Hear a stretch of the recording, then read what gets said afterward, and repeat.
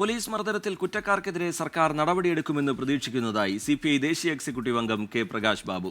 മുതിർന്ന നേതാവ് കെ ഇസ്മായിലിനെ സംസ്ഥാന സമ്മേളനത്തിൽ നിന്ന് ഒഴിവാക്കിയത് സസ്പെൻഷൻ കാരണമാണെന്നും പ്രകാശ് ബാബു 24-നോട് പറഞ്ഞു. ആർ ശ്രീജിത്ത് തയ്യാറാക്കിയ റിപ്പോർട്ടിലേക്ക്. സിപിഐയുടെ സംസ്ഥാന സമ്മേളനത്തിൽ കൊടിയേറുമ്പോൾ ദേശീയ എക്സിക്യൂട്ടീവ് അംഗം കെ പ്രകാശ് ബാബുവാണ് നമ്മളോടൊപ്പം ചേരുന്നത്.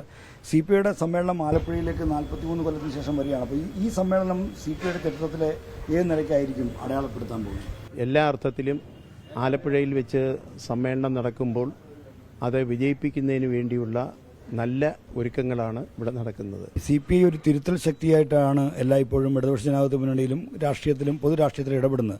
ആ അർത്ഥത്തിൽ ആ തിരുത്തൽ ശക്തിയായിട്ടുള്ള ഒരു സ്ഥാനം ഇപ്പോൾ എന്തെങ്കിലും കുറവ് വന്നിട്ടുണ്ടോ, അല്ലെങ്കിൽ അത്തരം ഒരു നിലപാടുമായിട്ട് മുന്നോട്ട് പോകുന്ന പാർട്ടിയായിട്ട് തന്നെ തുടരുകയാണോ?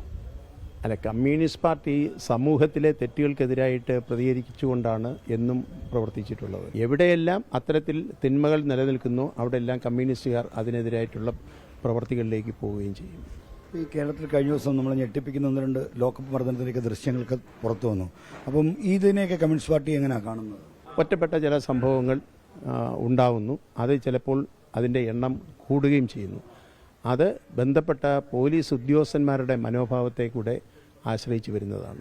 ഒരിക്കലും അതിനെയൊന്നും ഗവൺമെൻറ്റിൻ്റെ ഭാഗത്ത് നിന്നുകൊണ്ട് അതിനെ ന്യായീകരിക്കാനോ ഗവൺമെൻറ് അതിന് അനുകൂലമായ ഒരു നിലപാടെടുക്കാനോ സാധ്യതയില്ലെന്നാണ് എൻ്റെ വിശ്വാസം. ഈ മുതിർന്ന നേതാവ് കെ ഇസ്മായിൽ ഈ സമ്മേളനത്തിൽ പങ്കെടുക്കാത്തതിൽ അദ്ദേഹത്തിന് വേദനയുണ്ട്, അദ്ദേഹം ഇല്ല എന്ന്. അത് എങ്ങനെ സംഭവിച്ചതാണത്?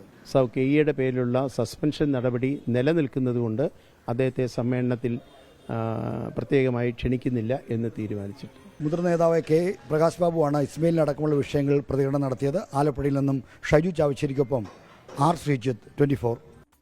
ലോകത്തെവിടെയായാലും ഏത് സമയത്തും 24 വാർത്തകളും ഓഗ്മെന്റഡ് റിയാലിറ്റി പാക്കേജുകളും എക്സ്പ്ലെയിനറുകളും വിശദമായി കാണാൻ ഞങ്ങളുടെ യൂട്യൂബ് ചാനൽ നിങ്ങൾക്ക് സബ്സ്ക്രൈബ് ചെയ്യാം.